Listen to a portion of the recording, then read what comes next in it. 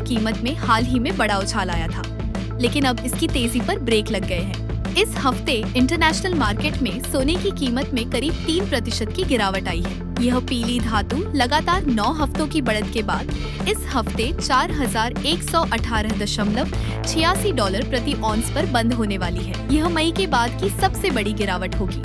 शुक्रवार को भी सोने में गिरावट आई। इकोनॉमिक टाइम्स के मुताबिक सोने की कीमतों में यह गिरावट ज्यादातर तकनीकी कारणों से आई है। इससे पहले साल की शुरुआत से सोने की कीमत में 50% से ज्यादा की बढ़ोतरी हुई थी। भारत में भी स्थानीय बाजारों में अंतर्राष्ट्रीय रुझान का असर दिखा। शुक्रवार शाम 6 बजे MCX पर दिसंबर डिलीवरी वाला सोना करीब 1.39% की गिरावट के साथ 1,22,385 रुपए प्रति 10 ग्राम पर कारोबार कर रहा था, जबकि चांदी 1.66% गिरकर 1,46,051 रुपए प्रति किलोग्राम पर आ गई थी। इस हफ्ते की शुरुआत में सोने की कीमतों में गिरावट और भी ज्यादा देखी गई थी। सोने में 5 साल की सबसे बड़ी इंट्राडे गिरावट आई थी, जो 5% से ज्यादा थी।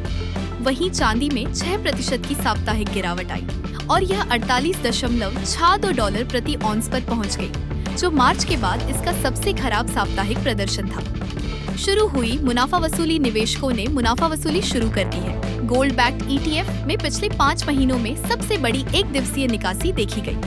यह दर्शाता है कि संस्थागत निवेशक लगातार रिकॉर्ड ऊंचाई पर पहुंचने के बाद अपने निवेश को कम कर रहे हैं। डॉलर इंडेक्स लगातार 3 सत्रों से मजबूत हो रहा है। इससे उन लोगों के लिए सोना महंगा हो गया है जो अन्य मुद्राओं का इस्तेमाल करते हैं, जिससे सोने की चमक कम हो गई है। मुद्रा के मूल्यों और कमोडिटी की कीमतों के बीच यह बुनियादी संबंध फिर से महत्वपूर्ण हो गया है। पहले सोने की सुरक्षित निवेश के तौर पर मांग बढ़ने के कारण यह थोड़ा छिप गया था।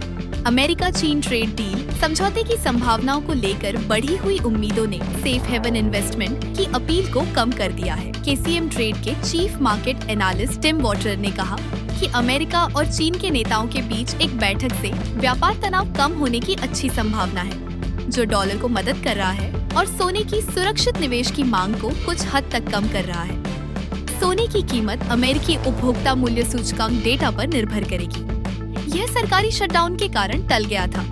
विश्लेषकों को उम्मीद है कि सितंबर के लिए कोर इन्फ्लेशन 3.1% पर बनी रहेगी। वॉटर ने कहा कि सोने के नजरिए से एक सामान्य CPI प्रिंट का स्वागत किया जाएगा, क्योंकि इससे फेड को साल के अंत तक 2 बार ब्याज दरें कम करने के रास्ते पर बने रहने में मदद मिलेगी। लेकिन अगर मुद्रास्फीति में कोई अप्रत्याशित वृद्धि होती है तो डॉलर और मजबूत हो सकता है, जो सोने के लिए नुकसानदायक हो सकता है।